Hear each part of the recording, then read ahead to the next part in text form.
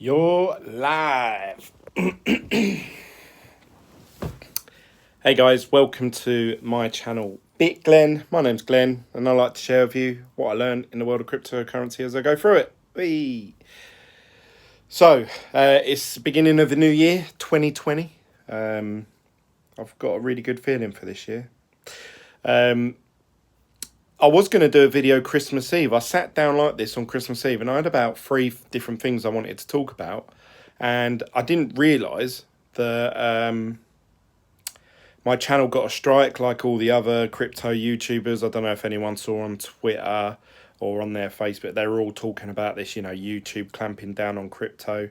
It seemed to last, I think, a couple of weeks. And then I actually got about 5 strikes on videos that I'd done in 2017. So literally videos I'd posted 2 years ago, or 2.5 now, were deemed I was misusing something, or whatever. They gave me a strike. So it means I could not upload any new videos for a week, and I couldn't also do live streaming until I'd been re-verified. So I couldn't do one Christmas Eve. Obviously, I was busy Christmas Day, Boxing Day. Then I was going to do a video after, and I checked, and it was still saying that I couldn't do a video. And then it happened after that. I noticed a lot of YouTubers started posting videos again saying our accounts have been refreshed. I thought, I wonder if mine has. I was away for 3 days, so I'm back today. And I can do videos again. Whee! Happy days. So, that was annoying, to say the least, but hey-ho, never mind. Bitcoin went down to about 6,700, I think, 6,800, and then had a really quick bounce back up over 7 grand, and then it slowly crept up again. So I would imagine if we're still going down the way that we have been, that we're going to probably have another crash day, get around the 7k mark, and then maybe dip back into the 6k. I think it's happened a couple times now. But the whole point of this video today is that if you actually take away the price of Bitcoin, so if you actually go on Twitter or Instagram or YouTube, or just even your favorite cryptocurrency news websites, the actual infrastructure and the knowledge of Bitcoin is getting wider and wider. I went to a conference or like a training program thing for properties for the last 3 or 4 days.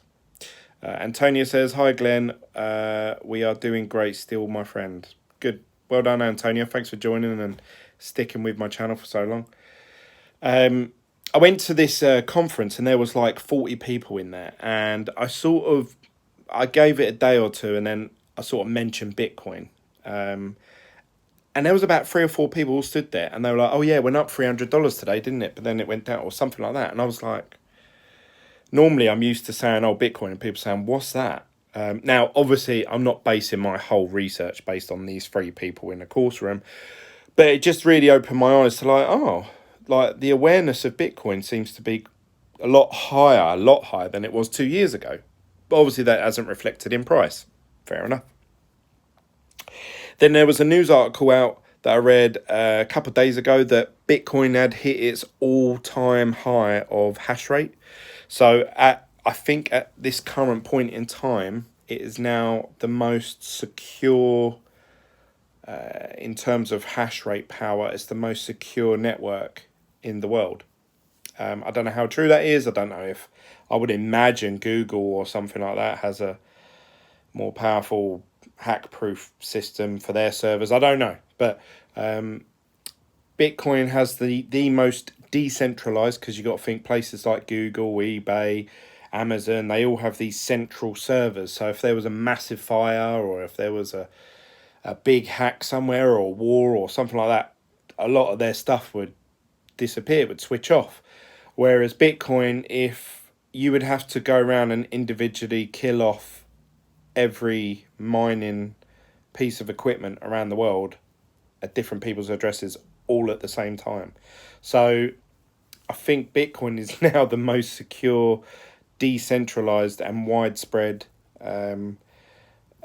network. So that's anything, not just cryptocurrency, network in the world. So it just astonishes me that people are not awakening up to this and thinking, do you know what, actually, you know, this is the way forward. And the guy who is the CEO of Cellulose, he has this philosophy. I did a video about him. I can't remember his name now. Miskinsky or something like that. He was talking about the biggest network always wins. So whoever has the largest network, they win overall. So that's in anything, any information, the biggest network always wins. And he was talking about internet protocols and services like VoIP. That's what he specialized in. He was like, whoever has the largest network over time, it kills out all other competition. Now, you could say we're seeing that with Bitcoin and the other altcoins. The altcoins seem to be continuously going down over the last year or so, whereas Bitcoin's, it's staying there. I know overall you could say, yeah, but Glen went from 14,000 to 6.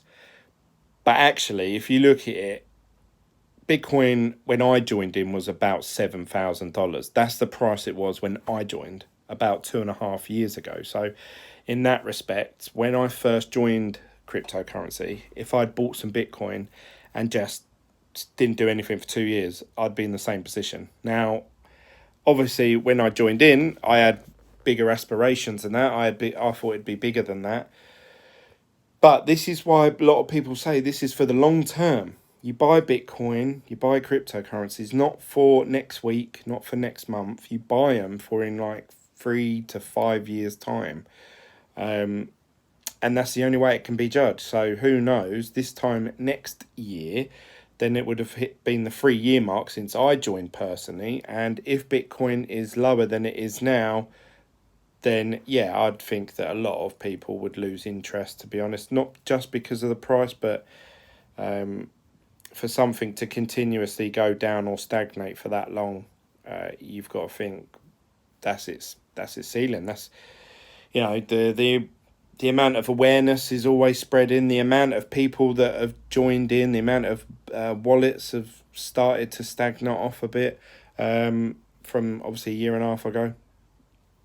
But it's the largest, most secure network. So if you want to secure something digitally online, your best bet is to put it on Bitcoin network, on the blockchain. So that speaks volumes for itself as it is. And obviously, as soon as someone develops, obviously, a way for Bitcoin to be faster, cheaper, more secure, maybe do sort of smart contracts on top of it, then yeah, the sky's the limit. So that's my thoughts on Bitcoin over the last probably last month or two. We're only about 4.5 months now away from the Bitcoin halving, which I would imagine there's probably going to be a run up before the halving, because people like to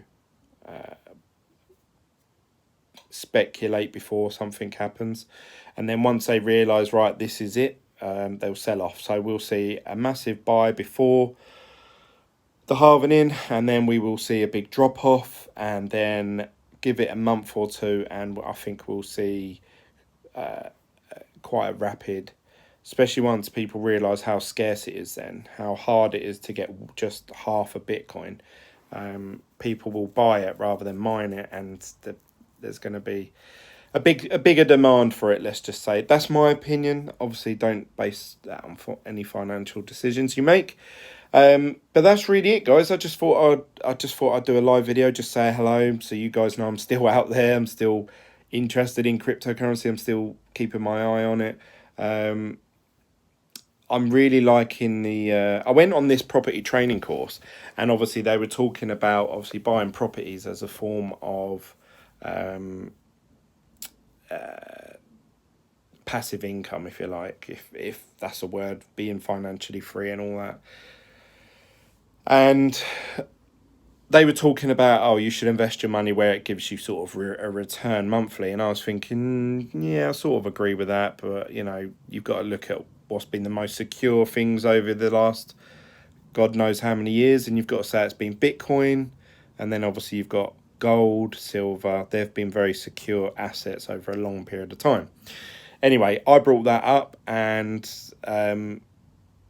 they were talking about the best place to store gold, and this teacher, if you like, she mentioned that she stores gold in case there's an economic downturn, because obviously if you're investing in properties, you're heavily reliant on the financial sector, like the system, with quantitative easing and the interest rates and everything like that. You're relying on all of that to work.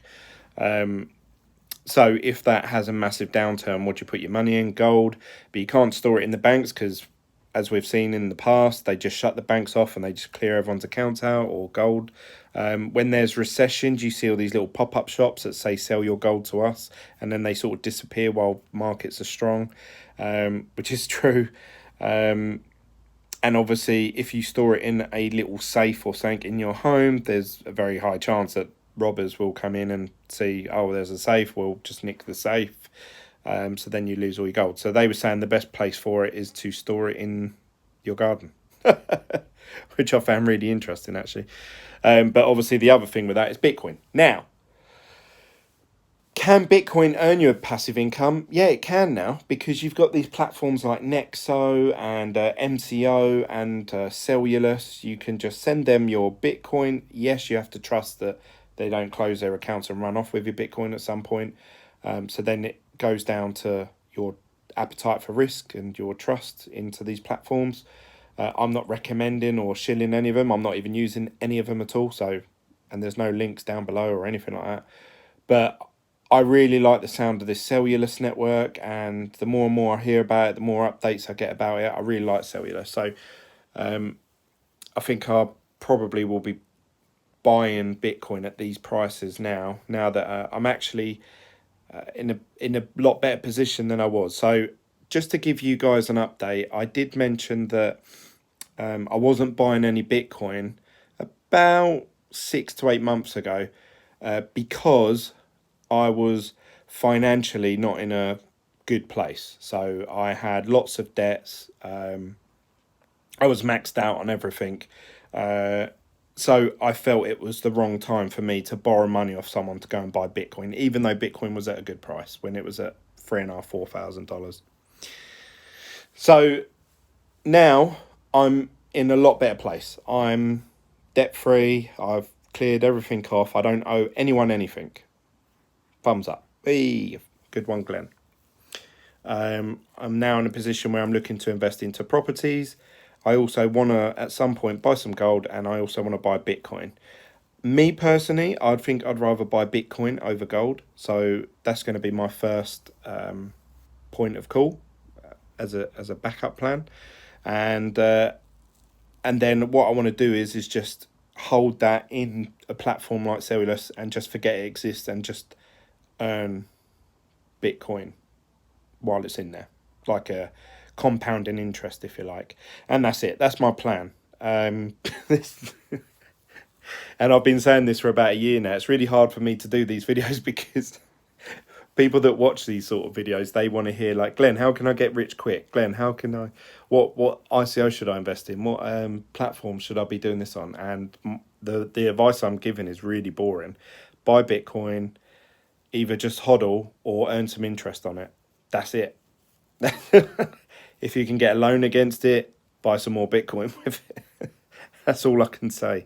So yeah, I don't know if you want me to just do a video saying that pretty much every day, but it'd be pretty dull after about the second one. So that's it from me really, guys. Thanks for watching the video. Don't forget to click that like button before you click off here, and also click the subscribe button, and I'll see you on another video from myself when something interesting pops up in the world of cryptocurrency, and I'll give you my honest feedback and view on it. Cheers for all the support, guys. Love you. See you later. Bye.